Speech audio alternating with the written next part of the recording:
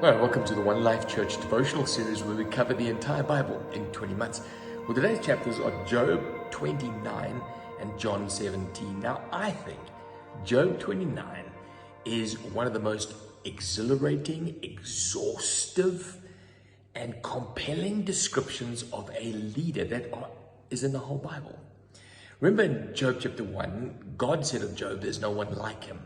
So in Job 29, after he's gone through this ordeal with his friends, he reflects back on his life and he says, oh, for the days when I was at my prime, when God said, there's no one like him on earth. He says, the days I sat at the gate. Now I'm sitting in front of this old barn door here, closest thing I have to an old school gate. The elders sat at the gate. He was a governor. He was a statesman. And this is his description of what it was like for him to be a statesman. So he says, when I was in my prime, the friendship of God was in my house. Want to be a good governor?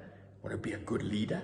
The friendship of God, the whispers of God, the presence of God affect you and shape you. And he said, look, the presence of God was in my house. Secondly, he says, when I went to the city gate, the young men, the old men, the chiefs, and the poor, they all stood up and listened. To be a good governor, you've got to be able to relate up and down. You've got to be able to relate to rich and poor, to young and old. You've got to be able to relate to different sorts of people. Thirdly, he says he heard the cries of the people. To be a good governor is not doing what you want to do your dreams, your exploits. No, hear the cries of the people. That's what verse 11 and 12 says. And then it says that he made the widow's heart sing. Think about a widow. A widow has lost her husband of 50 years. She's sitting on the rocking chair there with her Jack Russell on her lap. She's got no help. She's got no provision. She's got no protection. How insecure is she? It doesn't say he looked after the widows. It says he made the widow's heart sing. In other words, she jumped up from her chair. She grabs her walking stick. She begins to dance around this insecure, timid little lady. See, in other words, what does he do? He disarms the insecure. Good governor. Disarm the insecure. And then he engaged emotionally. I was father to the needy, verse 16 says. He wasn't just a benefactor. Didn't just help poor people. No, he became their father. What's the difference between a father and a benefactor? A father is someone who engages emotionally, who has a connection with someone. I was with a young man today who I've known since he got saved 10 years ago. And he's been living in Johannesburg, a long way away. But as he came and I gave him a hug today, I thought, this guy's come back. There's a connection. There's 20 years difference in our age. We have different cultures.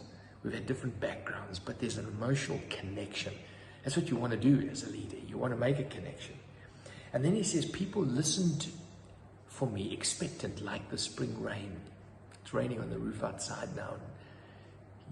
He's basically saying he knew that people were waiting for him, and yet he made time for them. He had time for people. To be a good governor, you've got to make time for people. I love this verse. It says, I smiled at them, and the light of my face was precious to them. To be a good governor, you've got to be vulnerable. You've got to let what's inside out.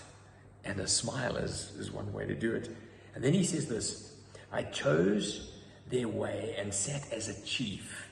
I lived as a king among his troops and one who comforts mourners. Imagine that. This is a description of a governor.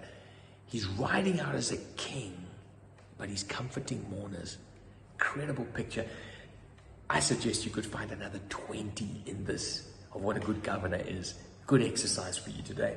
And then John 17, where we see the greatest governor of all governors, the King of all kings, Jesus. And this is how we see him governing, praying. He's at the most excruciating time of his life. He prays. Want to be a good governor? You pray. This is what he does, John 17. He looks toward heaven and he prays. And he first prays for himself. He says, God, our time's up. I'm coming back to you. And then he prays for the believers. He says, I pray that you protect them. I pray that my joy may be within them. He says, I pray that you don't take them out of the world, but you protect them in it. You sanctify them. In other words, clean them with your truth. I've sent my word to them. And he says, I'm not even praying for them. I'm praying for those that will believe in them through their message. So in other words, generations to come. That they may be one, Father, as you and I are one. And then everyone will know that you've sent me. And then he prays for complete unity. You want to be a good governor? Follow the governor of all governors. He prayed. That's how he governed.